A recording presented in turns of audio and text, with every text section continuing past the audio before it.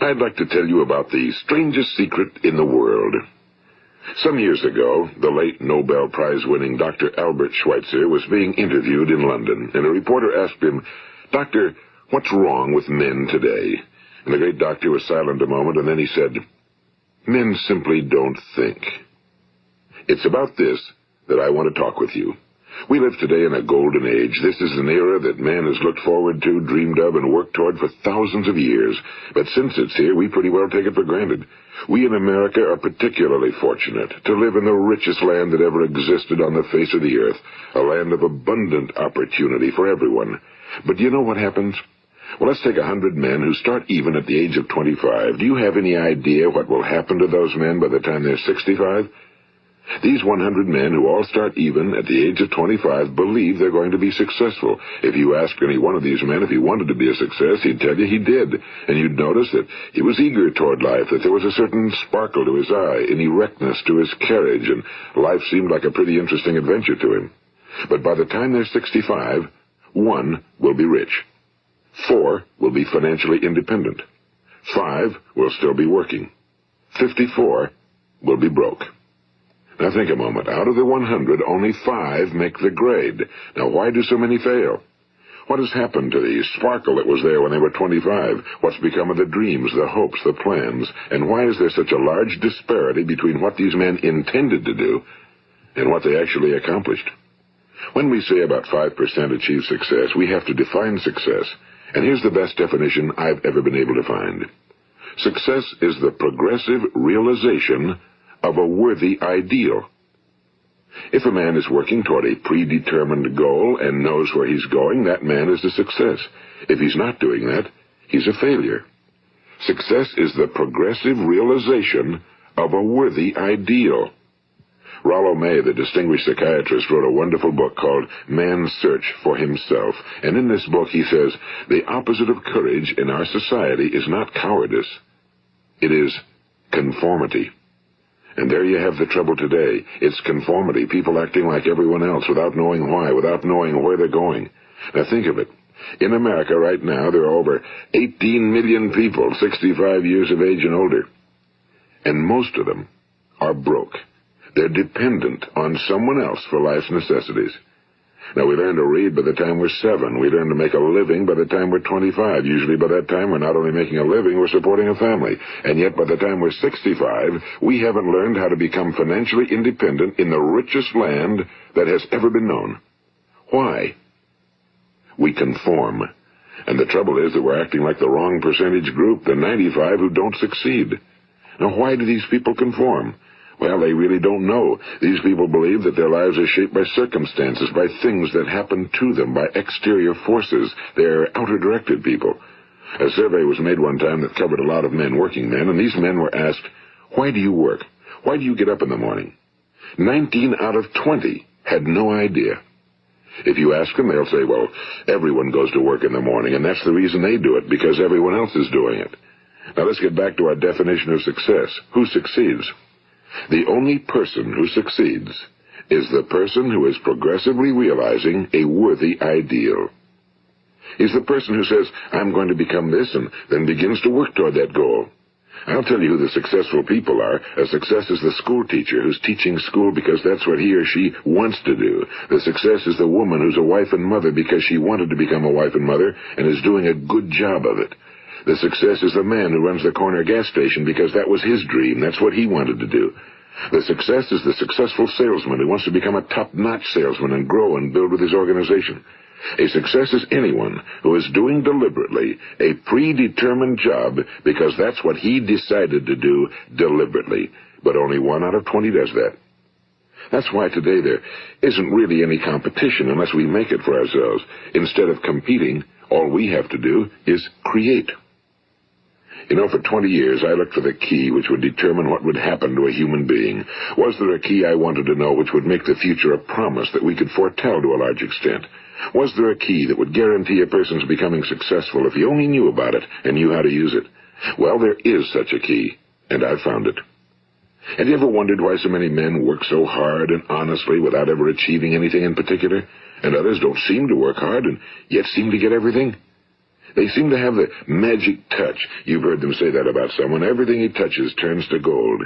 And have you ever noticed that a man who becomes successful tends to continue to become successful? And on the other hand, have you noticed how a man who's a failure tends to continue to fail? Well, it's because of goals. Some of us have goals, some don't. People with goals succeed because they know where they're going. It's that simple. Think of a ship leaving a harbor, and think of it with the complete voyage mapped out and planned. The captain and crew know exactly where it's going and how long it'll take. It has a definite goal. Now, 9,999 times out of 10,000, it will get to where it started out to get. Now let's take another ship, just like the first, only let's not put a crew on it or a captain at the helm. Let's give it no aiming point, no goal, no destination. We just start the engines and let it go. I think you'll agree with me that if it gets out of the harbor at all, it will either sink or wind up on some deserted beach, a derelict. It can't go anyplace because it has no destination and no guidance, and it's the same with a human being. Take the salesman, for example. There's no other person in the world today with the future of a good salesman. Selling is the world's highest paid profession, if we're good at it and if we know where we're going. Every company needs top-notch salesmen, and they reward those men. The sky's the limit for them. But how many can you find? Someone once said the human race is fixed, not to prevent the strong from winning, but to prevent the weak from losing. The American economy today can be likened to a convoy in time of war. The entire economy is slowed down to protect its weakest link, just as the convoy had to go at the speed that would permit its slowest vessel to remain in formation. That's why it's so easy to make a living today. It takes no particular brains or talent to make a living and support a family today. So we have a plateau of so-called security, if that's what a person's looking for. But we do have to decide how high above this plateau we want to aim. Now let's get back to the strangest secret in the world, the story that I wanted to tell you today. Why do men with goals succeed in life and men without them fail? Well, let me tell you something which, if you really understand it, will alter your life immediately. If you understand completely what I'm going to tell you from this moment on, your life will never be the same again. You will suddenly find that good luck just seems to be attracted to you. The things you want just seem to fall in line, and from now on you won't have the problems, the worries, the gnawing lump of anxiety that perhaps you've experienced before. Doubt, fear, well, they'll be things of the past. Here's the key to success and the key to failure. We become what we think about. Now let me say that again. We become what we think about. Throughout all history, the great wise men and teachers, philosophers and prophets have disagreed with one another on many different things. It's only on this one point that they are in complete and unanimous agreement. Listen to what Marcus Aurelius, the great Roman emperor, said. A man's life is what his thoughts make of it. Disraeli said this, everything comes if a man will only wait. I've brought myself by long meditation to the conviction that a human being with a settled purpose must accomplish it, and that nothing can resist a will that will stake even existence for its fulfillment. Ralph Waldo Emerson said this, a man is what he thinks about all day long. William James said, the greatest discovery of my generation is that human beings can alter their lives by altering their attitudes of mind. And he also said, we need only in cold blood act as if the thing in question were real, and it will become infallibly real by growing into such a connection with our life that it will become real. It will become so knit with habit and emotion that our interest in it will be those which characterize belief. And he also said, if you only care enough for a result, you will almost certainly attain it. If you wish to be rich, you will be rich. If you wish to be learned, you will be learned. If you wish to be good, you will be good. Only you must then really wish these things and wish them exclusively, and not wish at the same time 100 other incompatible things just as strongly. In the Bible, you read in Mark 9:23, if thou canst believe, all things are possible to him that believeth. My old friend Dr. Norman Vincent Peale put it this way, this is one of the greatest laws in the universe. Fervently do I wish I had discovered it as a very young man. It dawned upon me much later in life, and I found it to be one of the greatest, if not my greatest discovery outside of my relationship to God. The great law, briefly and simply stated, is that if you think in negative terms, you will get negative results. If you think in positive terms, you will achieve positive results. That is the simple fact, he went on to say, which is at the basis of an astonishing law of prosperity and success. In 3 words, believe and succeed. William Shakespeare put it this way: our doubts are traitors and make us lose the good we oft might win by fearing to attempt. George Bernard Shaw said, people are always blaming their circumstances for what they are. I don't believe in circumstances. The people who get on in this world are the people who get up and look for the circumstances they want, and if they can't find them, make them. Well, it's pretty apparent, isn't it? And every person who discovered this for a while believed that he was the first one to work it out. We become what we think about. Now, it stands to reason that a person who's thinking about a concrete and worthwhile goal is going to reach it, because that's what he's thinking about, and we become what we think about. Conversely, the man who has no goal, who doesn't know where he's going, and whose thoughts must therefore be thoughts of confusion and anxiety and fear and worry, becomes what he thinks about. His life becomes one of frustration and fear and anxiety and worry. And if he thinks about nothing, he becomes nothing. Now, how does it work? Why do we become what we think about? Well, I'll tell you how it works as far as we know. Now, to do this, I want to tell you about a situation that parallels the human mind. Suppose a farmer has some land, and it's good fertile land. Now, the land gives the farmer a choice.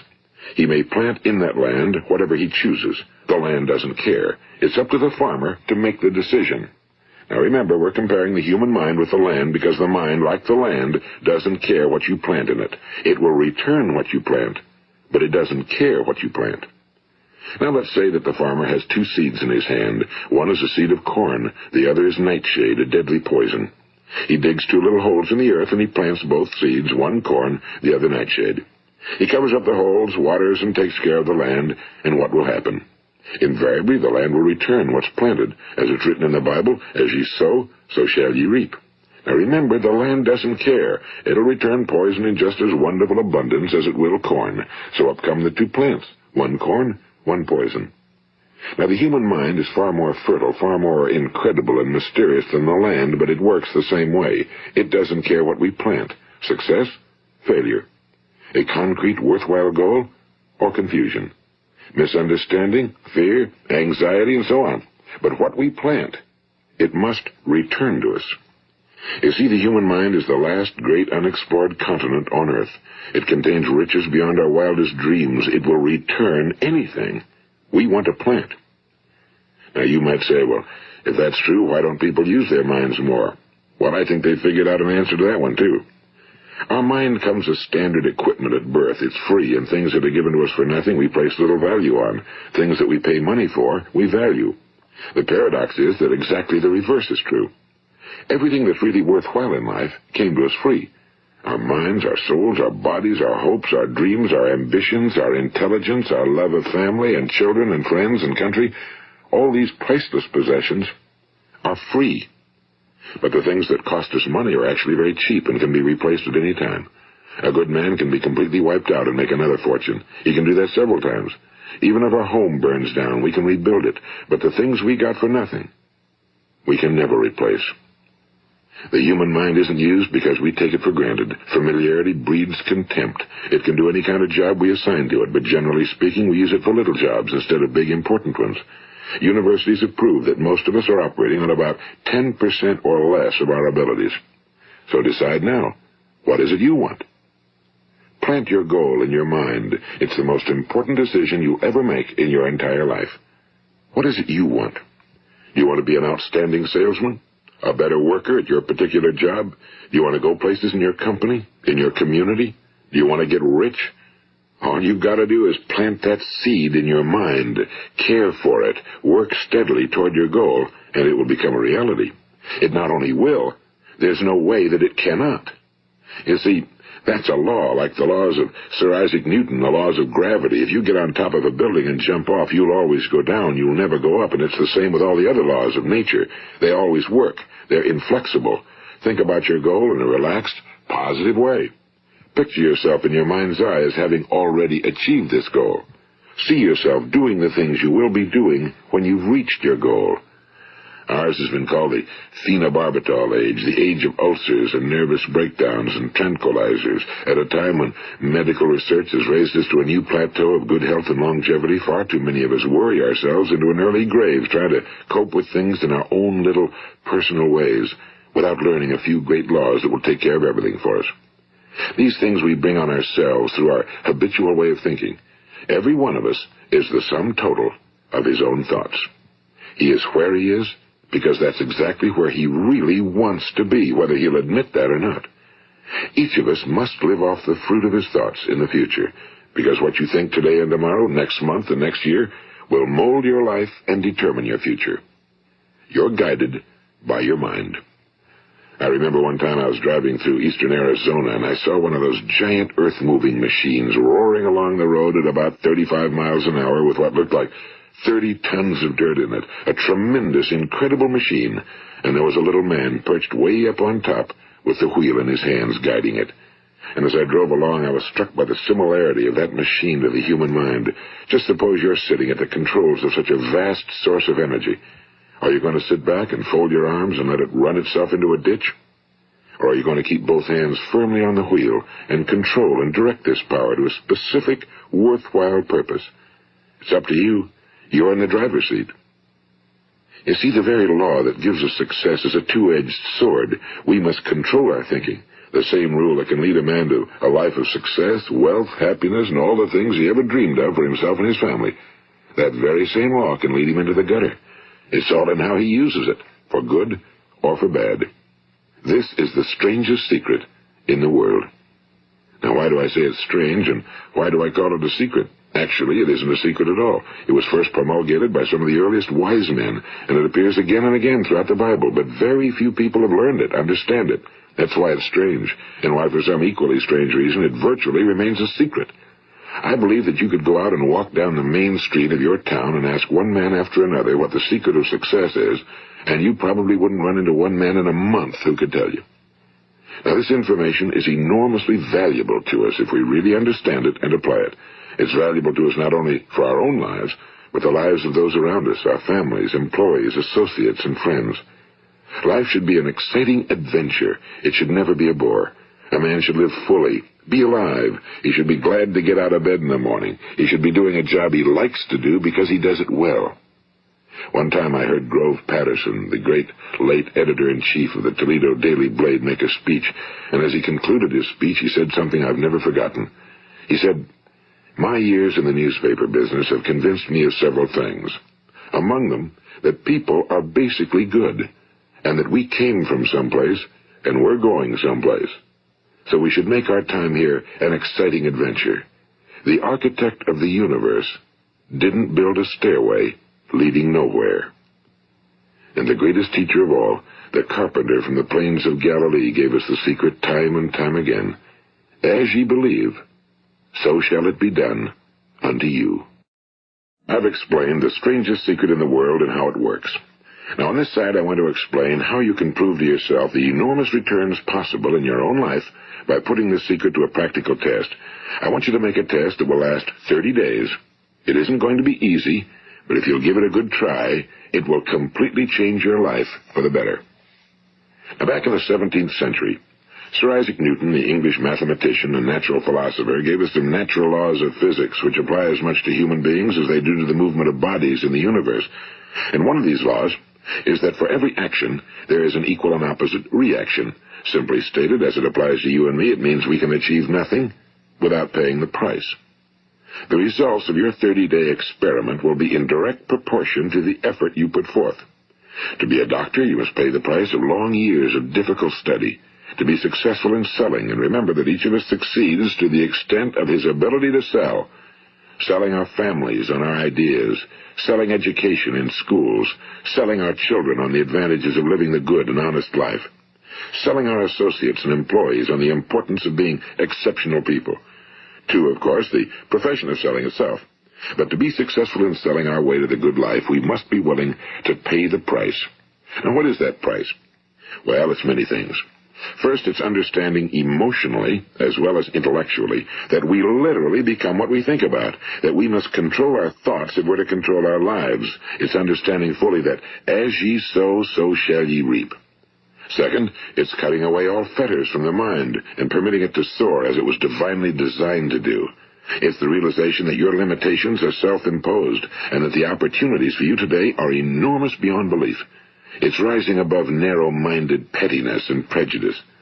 And third, it's using all your courage to force yourself to think positively on your own problem, to set a definite and clearly defined goal for yourself, to let your marvelous mind think about your goal from all possible angles, to let your imagination speculate freely upon many different possible solutions, to refuse to believe that there are any circumstances sufficiently strong to defeat you in the accomplishment of your purpose, to act promptly and decisively when your course is clear, and to keep constantly aware of the fact that you are, at this moment, standing in the middle of your own acres of diamonds, as Russell Conwell used to point out.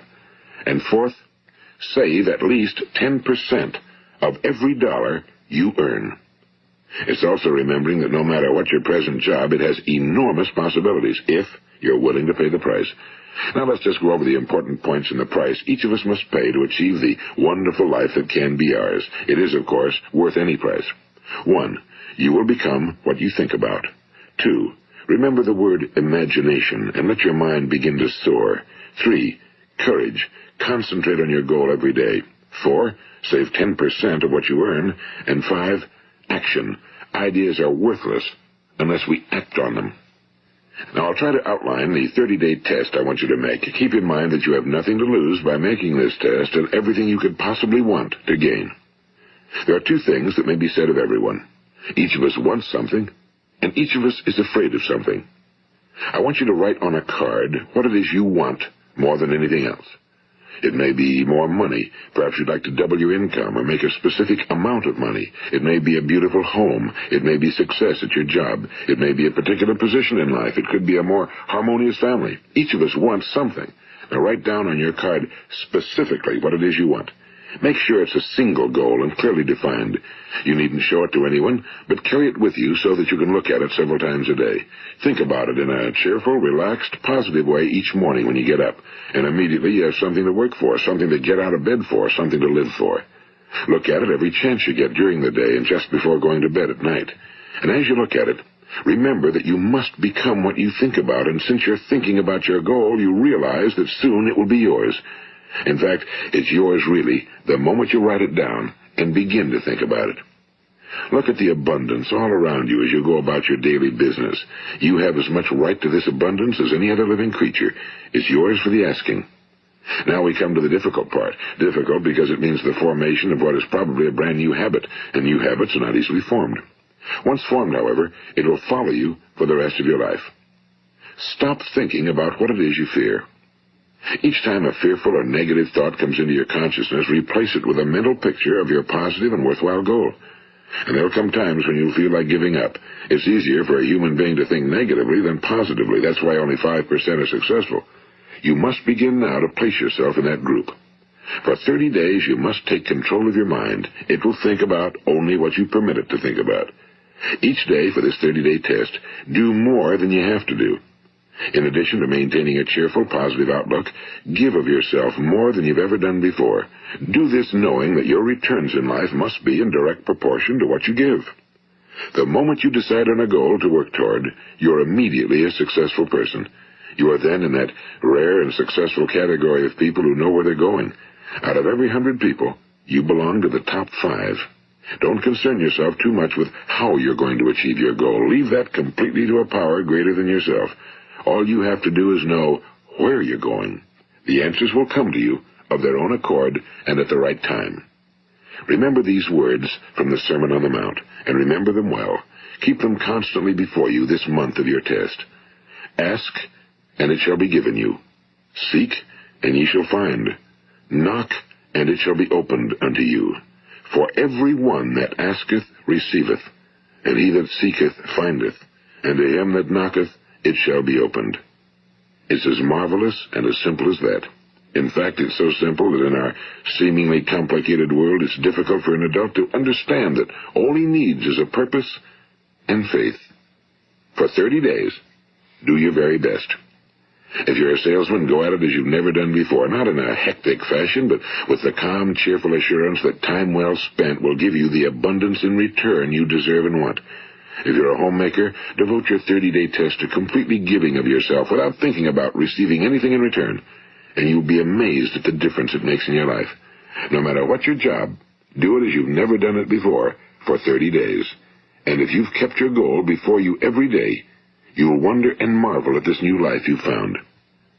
Dorothea Brand, the outstanding editor and writer, discovered it for herself and tells about it in her fine book, Wake Up and Live.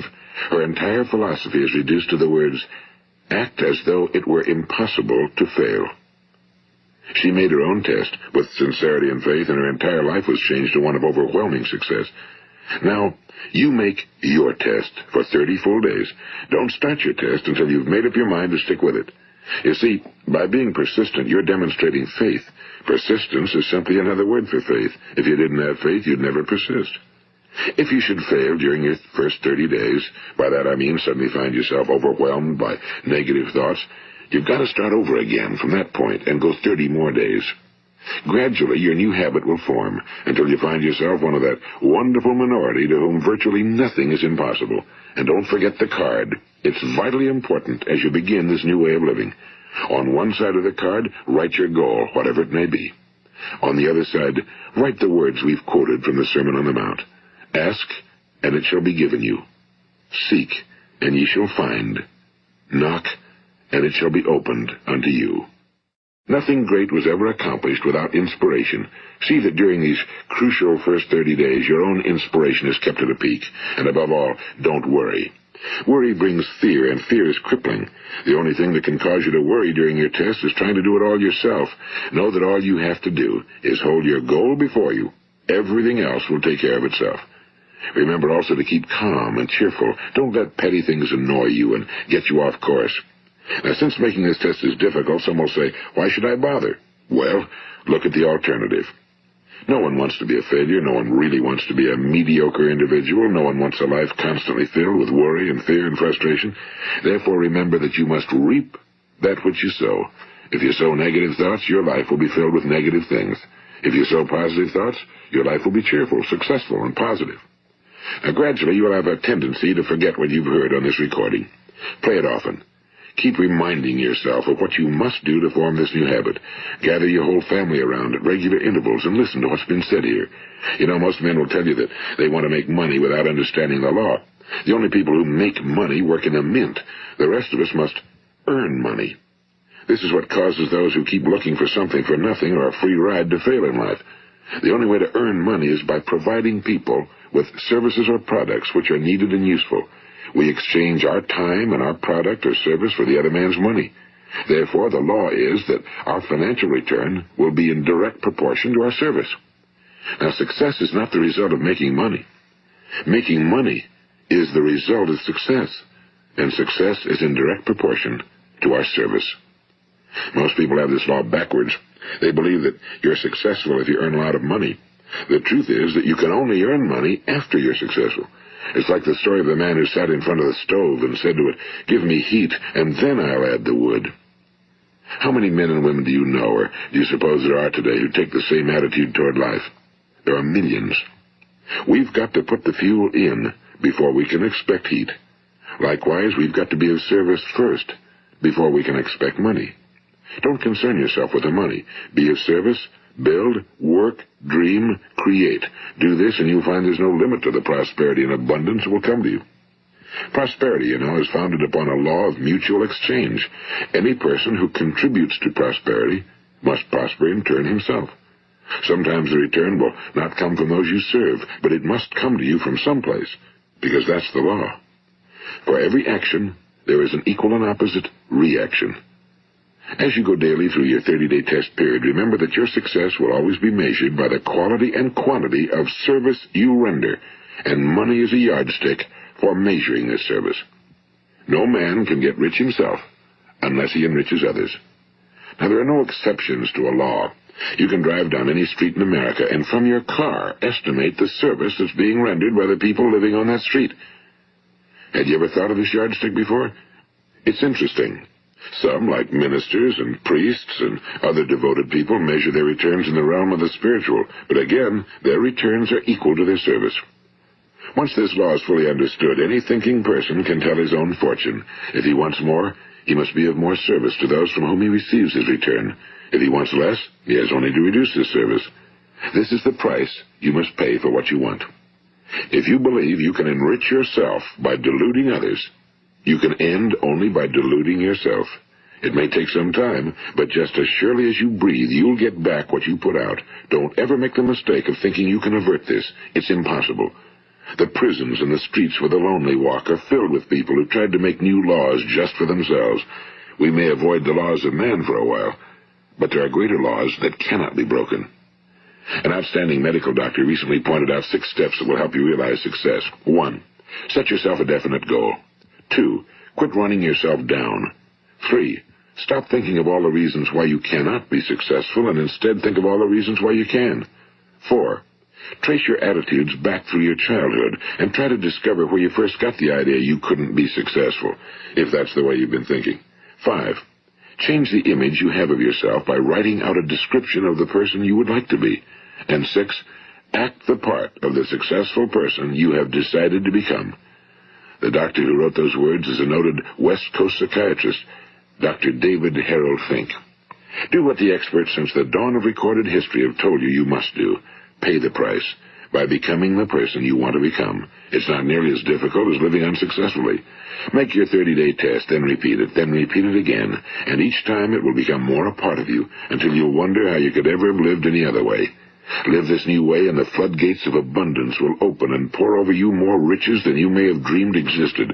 Money? Yes, lots of it. But what's more important, you'll have peace. You'll be in that wonderful minority who lead calm, cheerful, successful lives. Start today. You have nothing to lose, but you have a whole life to win. This is Earl Nightingale, and thank you.